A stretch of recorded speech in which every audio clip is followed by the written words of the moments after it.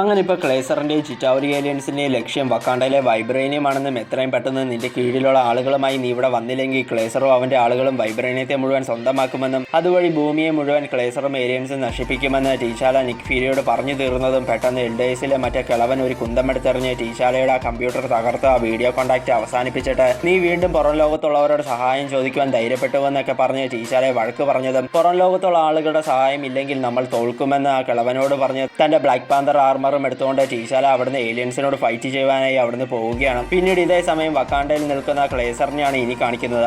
ഇപ്പോൾ പുള്ളിക്കാരനാണെങ്കിൽ ഒരു ബൈനോക്കുലർ ഉപയോഗിച്ച് കൊട്ടാരത്തിലേക്ക് നോക്കിയതും അവിടെ പണ്ട് തകർന്നു കിടക്കുന്ന തൻ്റെ ഷിപ്പ് ക്ലേസർ കണ്ട് ഞെട്ടുകയാണ്. അപ്പോൾ തന്നെ വക്കാണ്ടയിലെ കൊട്ടാരത്തിൻ്റെ അതിർത്തിയിലുള്ള പീരങ്കികളും മറ്റും ആ ഷിപ്പിലെ ടെക്നോളജി ഉപയോഗിച്ചാണ് വക്കാണ്ടയിലുള്ള ജനങ്ങൾ പ്രവർത്തിപ്പിക്കുന്നതെന്ന് മനസ്സിലായ ക്ലേസർ അപ്പോൾ തന്നെ ആ ഷിപ്പിനെ നശിപ്പിച്ച് കളയുവാൻ ഒരു ഡിവൈസ് ഉപയോഗിച്ച് സ്പേസിലെ മറ്റേ വലിയ ചിറ്റാവരി ഷിപ്പിലെ ആളുകളോട് പറഞ്ഞതും അപ്പോൾ തന്നെ ആ വലിയ ചിറ്റാവരി ഷിപ്പ് മറ്റേ വക്കാണ്ടയിൽ കിടക്കുന്ന ചിറ്റാവരി ഷിപ്പിന്റെ ലൊക്കേഷൻ കണ്ടുപിടിച്ച് അതിനെ നശിപ്പിച്ച് ഇല്ലാതെയാക്കിയാണ്.